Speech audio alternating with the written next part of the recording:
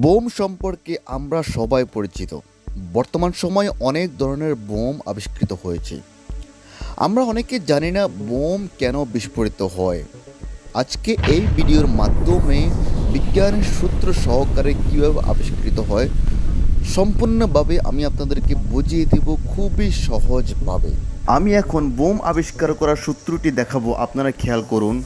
আমরা জানি oxygen gas ছাড়া আগুন জ্বলে না। যখন মোমবাতির উপরে গ্লাসটি রাখি তখন অক্সিজেন স্পর্শ না পাওয়ার কারণে আগুনটি খুব দ্রুত নেভে যায়।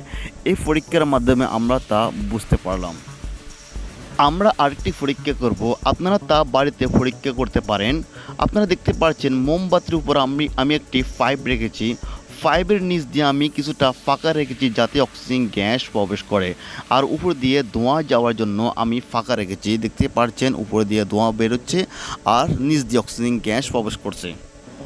যদি আপনি পাইপের নিচ অংশ যেখান দিয়ে অক্সিজেন গ্যাস প্রবেশ করে তা বন্ধ করে দেন তাহলে অক্সিজেন গ্যাস আসা বন্ধ হয়ে যাবে, তখন দ্রুত আগুনটি নেভে যাবে। এখন আপনারা প্রশ্ন করতে পারেন, আমি তো পাইপের নিচ দিয়ে বন্ধ করেছি, উপর দিয়ে তো খোলা ছিল, সেখান দিয়ে তো অক্সিজেন গ্যাস প্রবেশ করতে পারতো। আসলে আমরা জানি ধোঁয়ার একটি প্রেসার থাকে, যে প্রেসারের কারণে অক্সিজেন গ্যাস উপর দিয়ে প্রবেশ করতে পারে না, তাই আগুনটি খুব দ্রুত নিভে যায়। যদি আপনারা একই পাইপের দুপাশ দিয়ে এক পাশ দিয়ে অক্সিজেন গ্যাসের একটি ট্যাঙ্ক আর অন্য পাশ দিয়ে জ্বালানির একটি ট্যাঙ্ক প্রবেশ করিয়ে জ্বালানি এবং অক্সিজেন গ্যাস দুটোই সমানভাবে আপনারা দেন আর পাইপের ভিতরে আগুন দিয়ে দেন, আপনারা দেখবেন খুব সহজে আগুন জ্বলে উঠবে। যদি অক্সিজেন গ্যাসের পরিমাণ বাড়িয়ে দেন এবং জ্বালানির পরিমাণটা বাড়িয়ে দেন তাহলে আপনারা দেখবেন এখানে আগুনের অনেক প্রেসার এবং ধোঁয়ার অনেক প্রেসার সৃষ্টি হবে। আমরা চলে যাব এখন বিজ্ঞান সূত্রে, খুঁজে বের করব বিজ্ঞান কোন সূত্র ধরে এই বোম আবিষ্কার করে।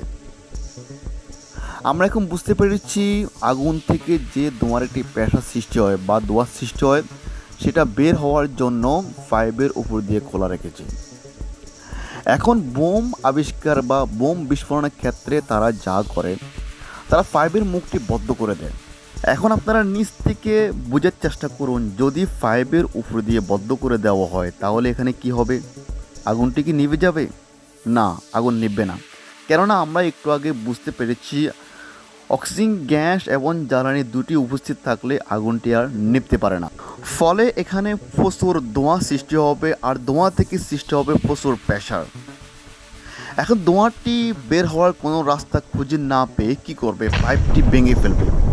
পাইপটি ভেঙে ফেলে ধোঁয়াটি বেরিয়ে যাবে, একে বলা হয় বিস্ফোরণ। বোমের ক্ষেত্রে কি করে বিজ্ঞানীরা? বোমের ক্ষেত্রে হাই কোয়ালিটি জ্বালানি বা ফয়েল সংরক্ষণ করে বোমের ভিতরে। এখন হাই কোয়ালিটি জ্বালানি বা ফয়েল কী হতে পারে? আমরা জানি বর্তমান বোমের প্রকারের মধ্যে রয়েছে হাইড্রোলিক বোমা, পেট্রোল বোমা, পারমাণবিক বোমা আরও ইত্যাদি। আমরা জানি এগুলো সব হাই কোয়ালিটি জ্বালানি হিসাবে ব্যবহৃত হয়। আশা করি এই ভিডিওর মাধ্যমে আপনারা বুঝতে পেরেছেন বোম বিস্ফোরণের কারণটা কী। যদি কোনো কিছু বুঝতে অসুবিধা হয় তাহলে কমেন্ট বক্সে কমেন্ট করবেন। ভিডিওটি ভালো লাগলে লাইক, কমেন্ট, সাবস্ক্রাইব করবেন। আসসালামু আলাইকুম।